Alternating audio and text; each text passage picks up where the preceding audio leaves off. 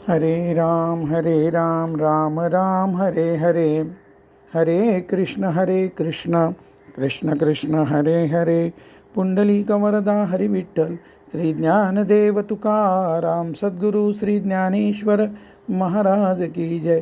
जगद्गुरु तुकाराम महाराज की जय. पंढरीनाथ भगवान की जय. मागच्या सत्रामध्ये आपण सुलभतेने आत्मानुभूती प्राप्त होण्यासाठी आणि त्यासाठीच्या साधने पाठी चारही वर्णांच्या सर्व गुणांचा अर्थात कर्मांचा एकत्रित विचार आपण त्यावर चिंतन करत होतो. विचार पुढे न्यावयाचा आहे. लेखकाने स्वतः नेमकं कोणतं कर्म त्यांच्या वाट्याला आलेलं आणि त्या कर्माचा त्यांनी आत्मानुभूती प्राप्त होण्यासाठी कसा उपयोग करून घेतला याचं उदाहरण दिलेलं आहे. आणि सारांश काय, तर तुमच्याकडे जे गुण उपलब्ध आहे त्याचा व जे गुण उपलब्ध नाहीत ते साधनेद्वारे जोपासून प्रपंचातील कर्मयोगाप्रमाणे करीत राहून आध्यात्मिक प्रगती करावयाची आहे. आज एखाद्या शिपायाला वाटतं मी जर एखादा साहेब असतो तर अधिक चांगलं काम केलं असतं. पण त्या शिपायानी किंवा त्या स्वच्छता दूतानी आपण आपलं कर्म जे स्वच्छता दूताचं समजा असेल तर ते खरंच उत्तम पद्धतीनं करतो आहोत का. जर तसं तो स्वच्छतादूत म्हणून उत्तम कर्म करीत जर असेल तर आणि तरच तो साहेब झाल्यानंतर तिथलं कर्म उत्तम करू शकेल. त्याचं काम स्वच्छता ठेवण्याचं आहे. 100 मार्काची स्वच्छता जर त्यांनी केली तर त्याची साधना पूर्ण झाली. आणि जेवढ्याने तो कमी पडला तेवढा तो उणेपणा त्याच्या वाटेला येणारच. आणि मग तो साहेब झाला किंवा आणखी मंत्री जरी झाला तरी उणेपणा हा त्याच्या जीवनामध्ये त्याला अनुभवावा लागेलच. सारांश, आपल्या वाटेला आलेलं कर्मयोगाप्रमाणे सेवाभाव राखून साक्षीभाव राखून उत्तम पद्धतीनं करावं. आता एखादा कर्मचारी त्या बदल्यात पगार घेत असेल पण पगार घेतला म्हणजे देशसेवा घडणार नाही का. तर कर्म आणि पगार हे बरोबर, आणि कर्मयोग म्हणजे कर्माच्या पलीकडे जाऊन जो तुम्ही योगाप्रमाणे ते कर्म केलं ती देशसेवा, तीच तुमची साधना, हा त्याचा अर्थ आहे. भगवंतानी सर्व वर्णांची स्वाभाविक कर्मे सांगितली आहेत. माऊलींनी त्यांना कर्मे न म्हणता रत्नरूपी गुण, ओवी क्रमांक 852 आणि 874 माऊली त्याला रत्नरूपी गुण म्हणतात. आणि हे फक्त ब्राह्मण आणि क्षत्रियासाठी म्हटले आहे असा संकुचित दृष्टिकोन घेणे अत्यंत अयोग्य आहे. समाजाच्या ऐक्याला बाधा आणणारे आहे ते वेगळेच. वैश्यांचे वर सांगितलेले गुण आणि शूद्रांचा समाजसेवा हा गुण न जोपासता कर्मयोगाची साधना करणे अशक्य आहे, हे लक्षात घ्या. त्याचप्रमाणे सेवा हा गुण न जोपासता आत्मानुभूतीची प्राप्ती कोणत्याही वर्णाच्या साधकास अशक्य आहे. अध्याय क्रमांक 13 श्लोक क्रमांक 7 मध्ये अमानित्वादी 9 गुणापैकी आचार्योपासन या गुणावर माऊलींनी नवविधा भक्तीद्वारे स्वतःच्या गुरुची उपासना आणि सेवा कशी करावी ते सविस्तर म्हणजे 92 ओव्यातून ओवी क्रमांक 368 ते 452 सांगून त्या सारांश ओवी 460 मध्ये सांगताना स्वतःचे गुरु श्री निवृत्तीनाथांना ते विनंती करतात, मी गुरुसेवेविषयी केलेले वर्णन सहन करावे आणि मला सेवेची संधी द्यावी. सेवा या गुणाचे महत्त्व समजण्यासाठी आणि सेवेशिवाय आत्मानुभूती संभवत नाही हे समजण्यासाठी ही माऊलीची एक ओवी पुरेशी आहे. आचार्योपासन म्हणजे प्रेम रस पूर्ण भक्ती, निष्ठा व आदराने केलेली सेवा. सेवेशिवाय आचार्योपासन संभवत नाही, सेवेशिवाय आत्मानुभूती संभवत नाही हे लक्षात घ्यावे. अल्पमोबदल्यात अध्यापन म्हणजे ज्ञानदान करणे. याजन म्हणजे यजमानाकडून यज्ञादी करून घेणे म्हणजे पौरोहित्य व त्याद्वारे कर्मयोगाची साधना सिद्धीस नेण्यासाठी वर सांगितलेले वैश्य व शूद्र वर्णाचे गुण ब्राह्मण आणि साधनेच्या अंगाने जोपासणे आवश्यक आहे. त्याचप्रमाणे ईश्वरभावाद्वारे कर्मयोगाची साधना सिद्धीस नेण्यासाठी वरील गुण क्षत्रियांनाही आवश्यक आहेत. सारांश अध्याय क्रमांक 13 श्लोक क्रमांक 7 ते 9 प्रमाणे सांगितलेले अमानित्वादी गुण व अध्याय क्रमांक 16 श्लोक 1 ते 3 प्रमाणे सांगितलेले सद्गुण सर्वच वर्णाच्या व सर्वच आश्रमातील अर्थात सर्वच साधकांना आत्मानुभूतीसाठी ज्याप्रमाणे आवश्यक आहे त्याप्रमाणे ब्रह्मकर्माचे शम दम तप क्षमा आर्जव ज्ञान विज्ञान हे गुण, क्षत्रियांचे तेज धैर्य दक्षता दान हे गुण, वैश्याचा अल्पमोबदल्यात चरितार्थ चालवून सर्वांना सुखसोयी उपलब्ध करून देणे हा गुण आणि शूद्रांचा असलेला व सर्वात महत्त्वाचा असलेला सेवा हा गुण असे सर्व सद्गुण सर्वच साधकांना आत्मानुभूती प्राप्तीसाठी आवश्यक आहे असे लक्षात घ्यावे. यासाठी श्रीमद भागवतामध्ये भिक्षुगीताद्वारे सांगितलेले व आत्मानुभूतीसाठी आवश्यक असलेले गुण एकनाथी भागवतामधील ओव्यासह आत्मानुभूतीसाठी आवश्यक असलेले गुण भगवंताने उद्धवास भागवतात उपदेश करताना स्कंध क्रमांक 11 अध्याय क्रमांक 23 मध्ये एका भिक्षुकाच्या कहाणीच्या निमित्ताने त्या भिक्षूने गायलेल्या भिक्षुगीताद्वारे सांगितले आहे. आणि शेवटी प्राप्त होणारी योग संग्रह स्थिती ही मनाचा निग्रह व बुद्धीचे आत्मरूप होणे असल्याचे भगवंतांनी सांगितले आहे. भिक्षुगीतातील विशेष भाग व त्यावरील एकनाथी भागवत महत्त्वाच्या ओव्या त्यावर आपण चिंतन करूया. सतत कार्यरत असलेल्या मनाबरोबर राहूनही जीवाचा सखा असलेला आत्मा हा निष्क्रिय असून जीवाला साक्षी रूपाने पाहत असतो. परंतु जीव संसार भासविणाऱ्या मनाबरोबर राहण्याद्वारे त्रिगुणात्मक कर्मात सुखाच्या अपेक्षेने आसक्त होत राहतो आणि संसारात बांधला जातो. स्कंद 11 अध्याय 23 आणि श्लोक क्रमांक 45 हा अर्थ आपण आत्ता विचारात घेतला.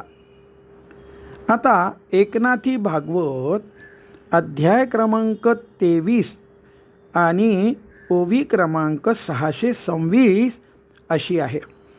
आत्मा स्वप्रकाश चितस्वरूप मन जड कल्पनारूप ते मानोनी आपले स्वरूप त्याचे पुण्य पाप स्वये भोगी.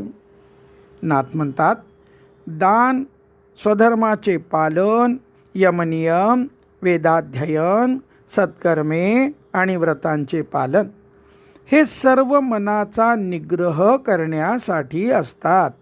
कारण मनाची समाधी हाच म्हणजे मनाची निग्रहित चांचल्यरहित अवस्थाच परमयोग आहे.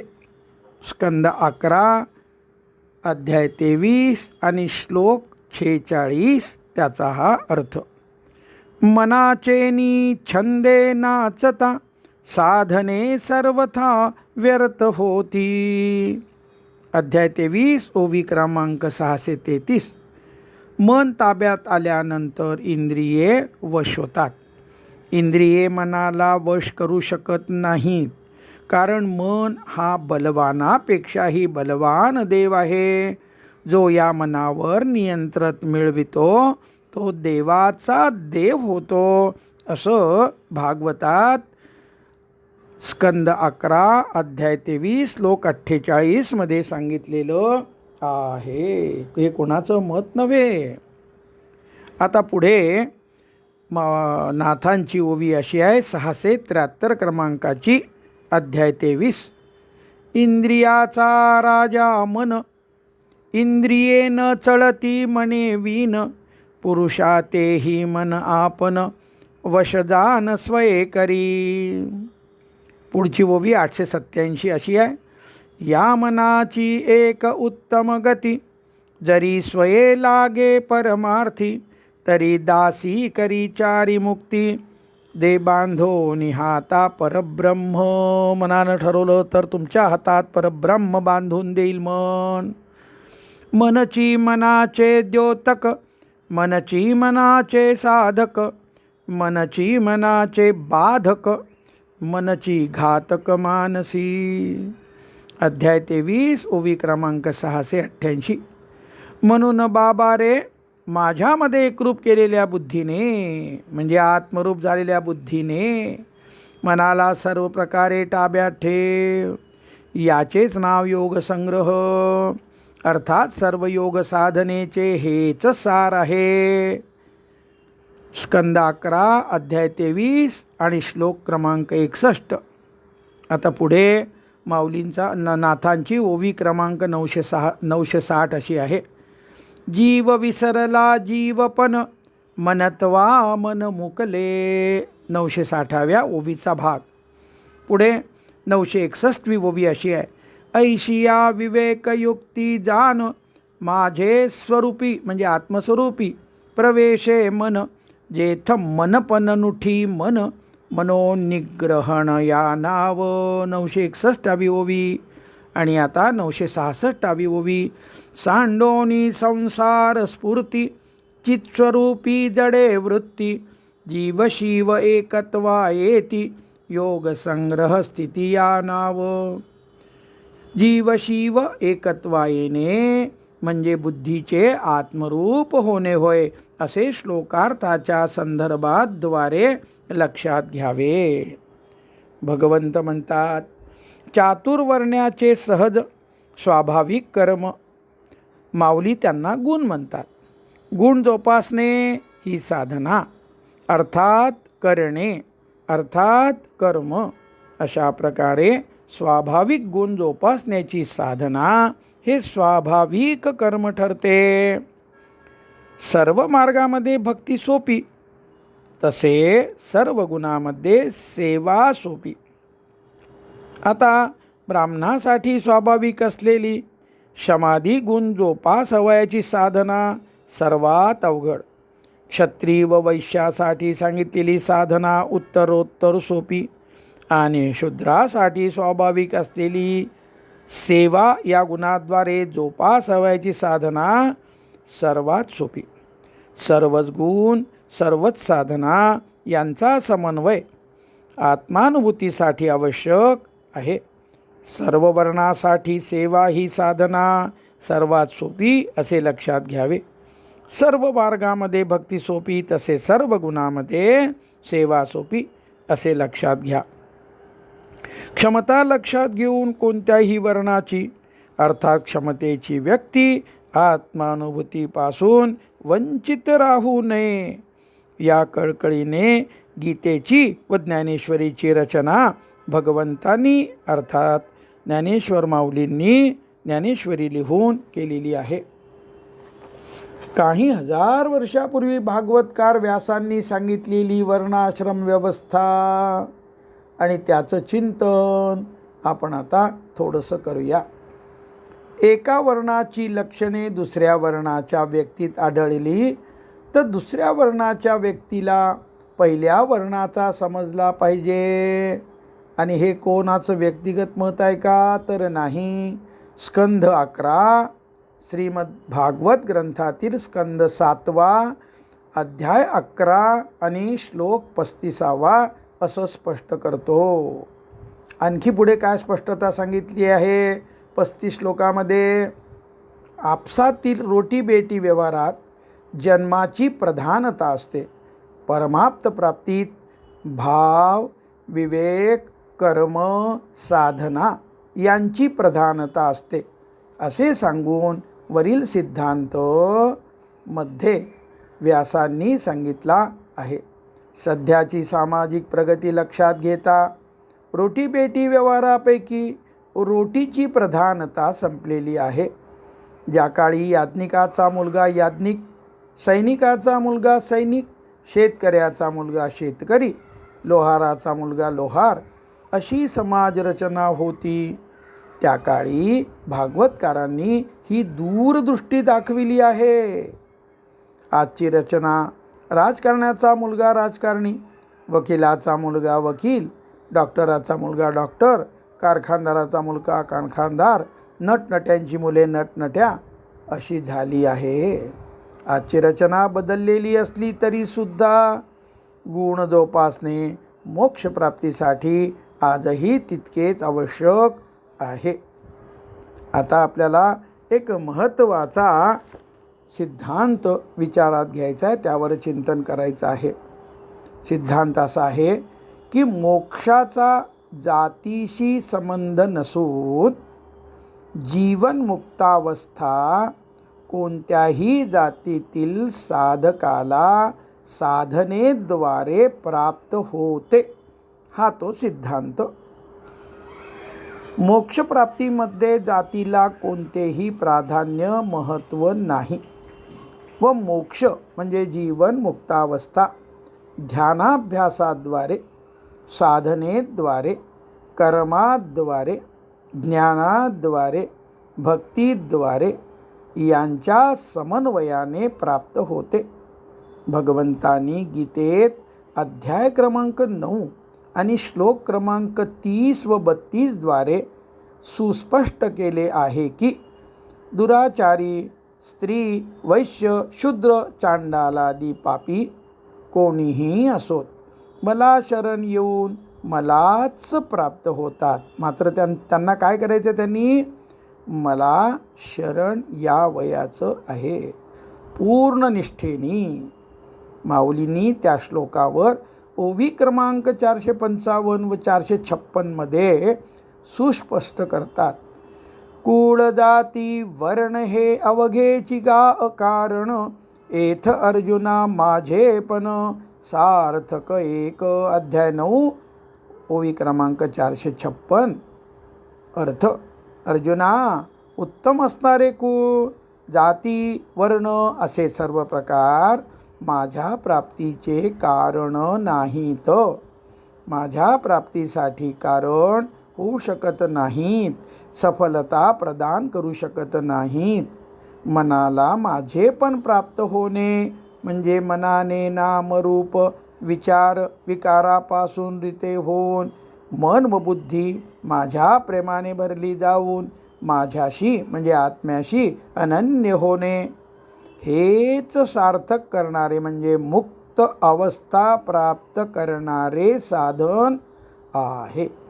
अध्ययनादीद्वारे मोक्षप्राप्तीचा अधिकार जो वेदांनी स्त्री शूद्रादींना नाकारला होता, तो अधिकार वेद उपनिषदांचे सार असलेल्या गीतेने सर्वांना मिळवून दिलेला आहे.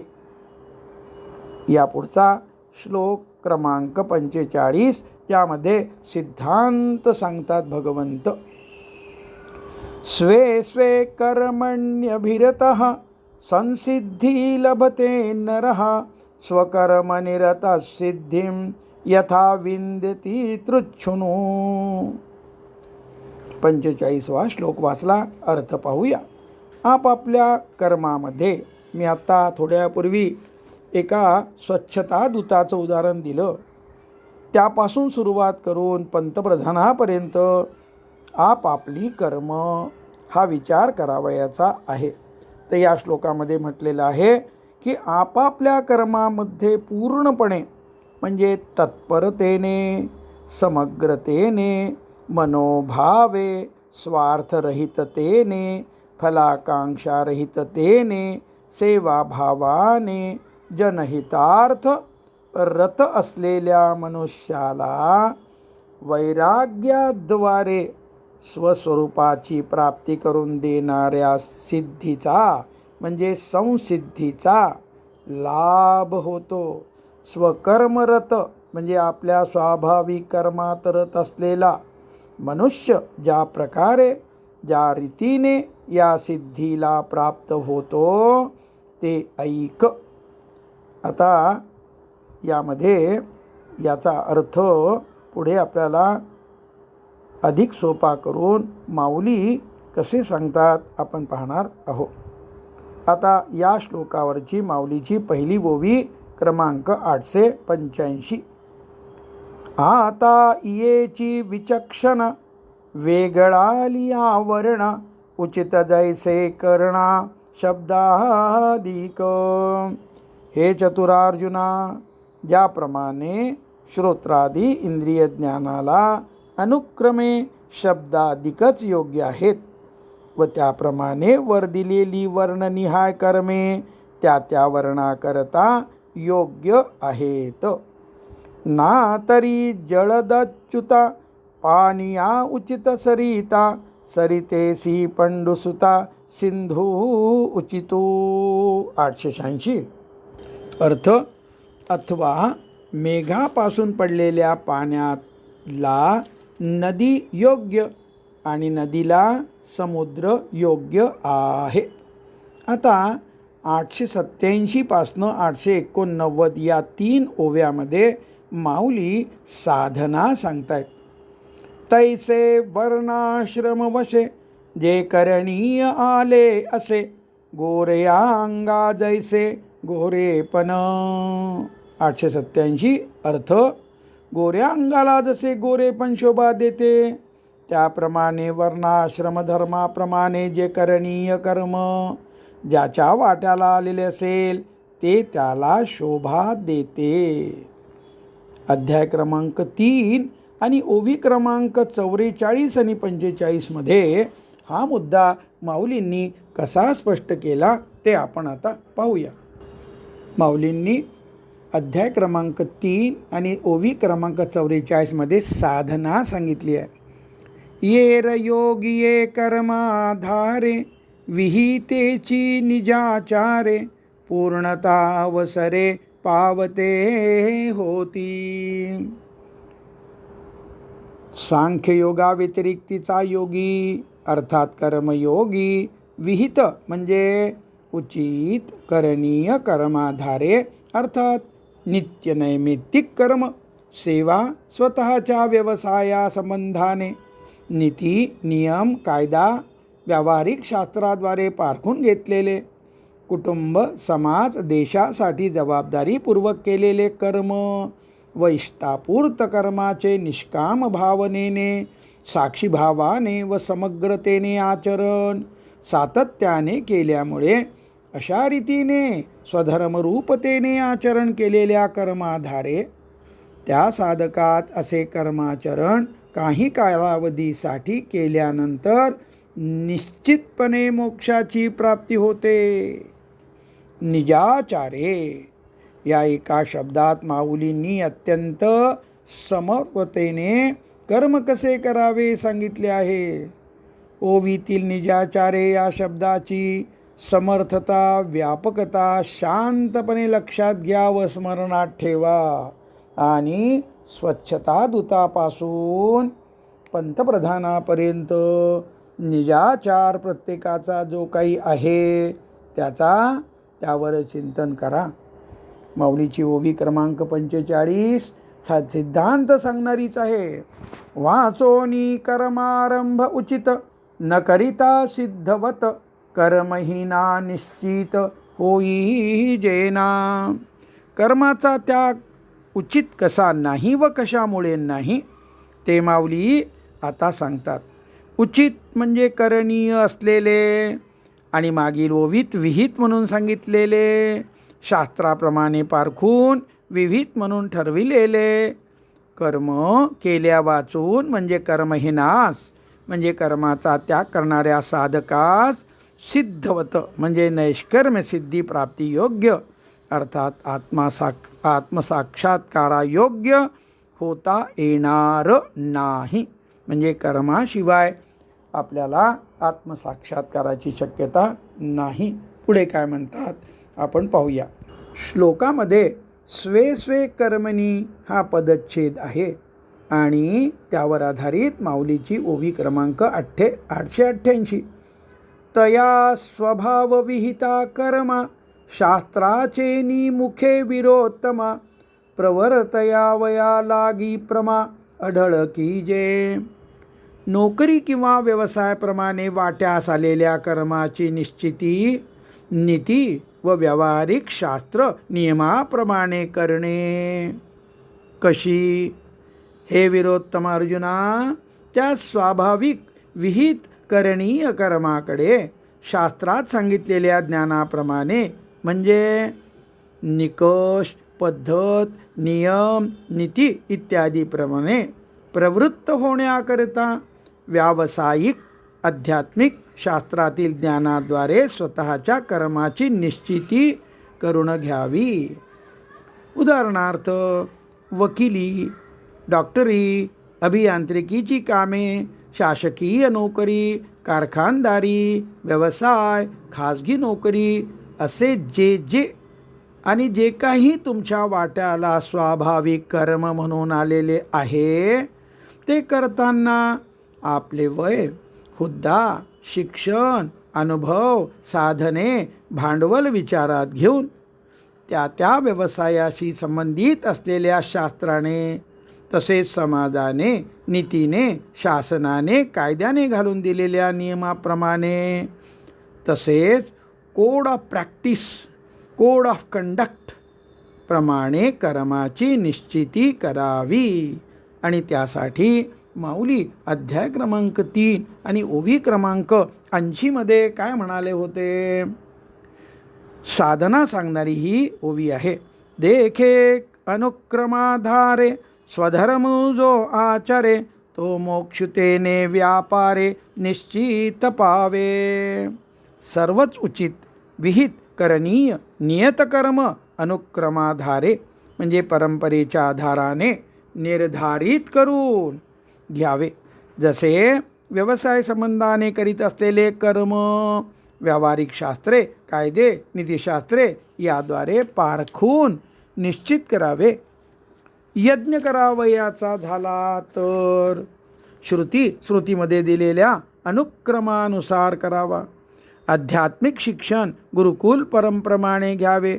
सेवेसाठी सुद्धा क्षेत्र निवडल्यानंतर त्या क्षेत्रातील परंपरेचा विचार करून सेवा कर्म निर्धारित करावे. उदाहरणार्थ कीर्तन वारकरी संप्रदायाच्या परंपरेप्रमाणे व मोबदला म्हणजे बिदागी न ठरविता करावे. अशा रीतीने परंपरेप्रमाणे पारखून घेतल्याने चूक अर्थात पाप घडत नाही, कार्यक्षमता खूप वाढते. अशा रीतीने पारखून निर्धारित केलेले कर्म हा स्वधर्म असून त्याचे आचरण निश्चित मोक्षास प्राप्त करून देते अशी खात्री माऊलींनी दिलेली आहे. माऊलींचे शब्द पुन्हा एकदा सांगतो. तो मोक्षतेने व्यापारे निश्चित पावे. अशा विहित कर्मास स्वधर्म म्हणजे परमकर्तव्य ठरविल्यानंतर अर्थातच त्याचे आचरण मनपूर्वक सावध चित्ताने साक्षीभाव जोपासत कुटुंब, समाज, देशसंबंधाने जबाबदारीने युक्त राहून फलापेक्षा रहित राहून नित्य अनुष्ठानवत करावे व त्यामुळे मोक्ष निश्चित ठरलेला आहे. माऊलींनी दिलेली खात्री आहे. माऊलींची पुढची ओवी 889 क्रमांकाची अशी आहे. पैया पुलेची रत्न थिते घे पे पारखियाचे निहाते तैसे स्वकर्म आपयते शास्त्रे करावी. आपलेच रत्न असले तरी ते परीक्षकाकडून पारखून घ्यावे. त्याप्रमाणे आपल्या वाट्याला आलेले कर्म शास्त्राप्रमाणे नक्की करून घ्यावे. जैसी दिठी असे आपुलिया ठाई, परी दीपे विन भोग नाही. मार्गून लाहता काही, पाय असता होय. 890. दृष्टी आपल्या ठिकाणी असते, परंतु रात्रीच्या अंधारात दिव्या वाचून तिचा उपयोग नाही. अथवा रस्ता सापडला नाही तर पाय असून काय होणार. म्हणोनी ज्ञाती बसे साचारू, सहज असे तो अधिकारू. तो आपुलिया शास्त्रे गोचरू, आपण कीजे. म्हणून जाती, आश्रम, व्यवसाय इत्यादी प्रमाणे आपला अधिकार म्हणजे सहज अर्थात स्वाभाविकपणे कोणत्या कर्मात आहे तो वरीलप्रमाणे स्वतःशी संबंधित असलेल्या शास्त्राप्रमाणे स्वतः तपासून करणीय कर्म निश्चित करून घ्यावे. मग घरीचा चिठेवा, जेवी डोळ्या दावी दिवा. तरी घेता काय पांडवा, आढळू असे. 892. घरी असलेला ठेवा दिव्याने डोळ्यांना दाखविला तर तो घेणे कोणत्याही अडथळ्या वाचून असते. आता पुढच्या ओवीमध्ये कर्मणी अभिरतः या पदच्छेदावर माऊलींनी साधना सांगणारी पुढची ओवी क्रमांक 893. तैसे स्वभावे भागाले, वरी शास्त्रे खरे केले. ते विहित जो आपुले आचरेगा. त्याप्रमाणे स्वाभाविकपणे आपल्या वाट्याला आलेले व वरीलप्रमाणे निश्चित केलेल्या आपल्या विहित कर्माचे तो आचरण करतो. परियाळसू सांडोनी, फळकाम दवडूनी. अंगे जिवे मांडोनी, तेथेची भरू. 894. आणि आळस टाकून फळांची आशा सोडून शरीराने व मनाने त्या कर्माचा आरंभ करून तेथे सर्व लक्ष केंद्रित करून मनोभावे आचरण करतो.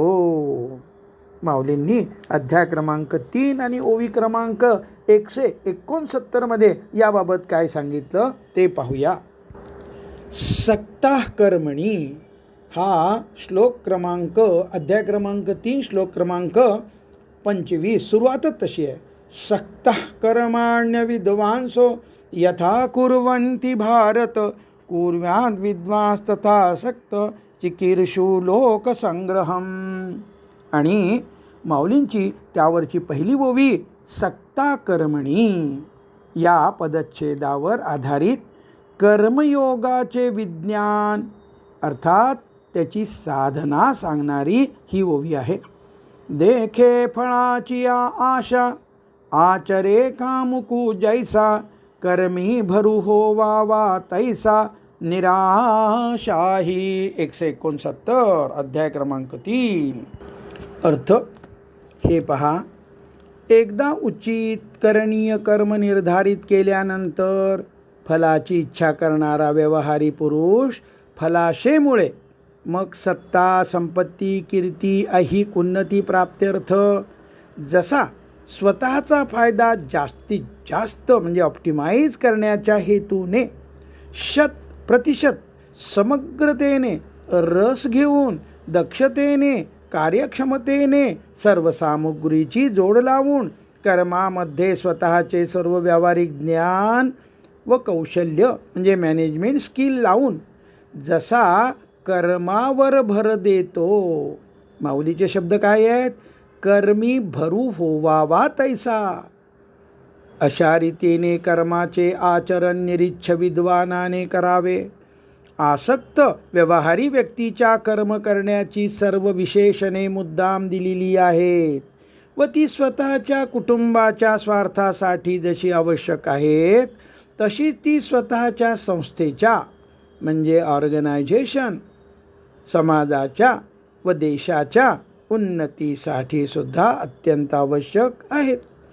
त्यामुळे या सर्व क्रियाविशेषणांनी युक्त होऊनच कर्म करणे कर्मयोगाला अभिप्रेत आहे.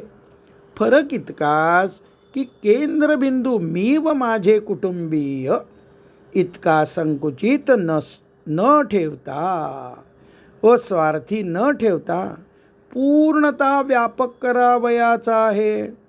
समाज, देश, पृथ्वी आणि विश्व असा चढत्या श्रेणीनुसार विचार अपेक्षित आहे. मग इतकं मोठं आपण छोटं करून पाहूया. किमान पक्षी स्वतःची नोकरी, व्यवसायाची सत्ता, कार्यक्षेत्र जेथपर्यंत पोहोचते तेथपर्यंतच्या सर्व लोकांचे हित जबाबदारी स्वीकारून जोपासावयाचे आहे. त्यासाठी चित्तात सतत सजगता व साक्षीभाव जोपासावयाचा आहे. कशाच्या तरी बाबतीत सजगता, कशाच्या तरी बाबतीत साक्षीभाव असे नको.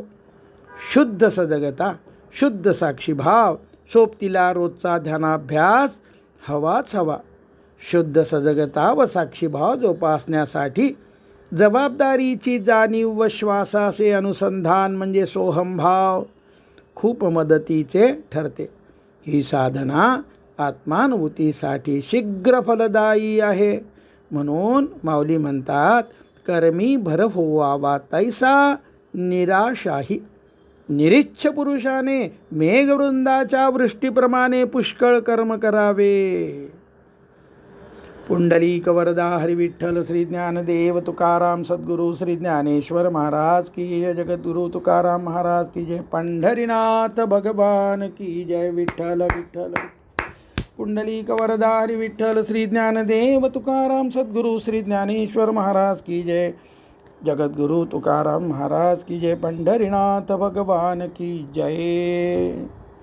आता आपल्याला 20 मिनिटाचं ध्यान करावयाचं आहे आणि ध्यानासाठी सुखासन महत्त्वाचं. पाठीचा कणा ताठ आणि त्यानंतर विचारांच्याबद्दल कोणतंही करणं नाही. आलेला विचार आपण साक्षीभावाने त्याकडे पाहून तो विरेल या पद्धतीनंच साक्षीभावाने त्याकडे पाहावयाचं आहे. विचारामध्ये रमायचं नाही. आणि अशा प्रकारे जेव्हा मन आपलं विचाररहित होतं म्हणजे चिदाकाश अनुभवास येतो. आणि त्यासाठी माऊलींचं बोट धरून माऊलींना शरण जाऊन सिद्धमंत्र आपण उच्चार करून 20 मिनिटाचं आपण ध्यान करूया. माझी माऊली.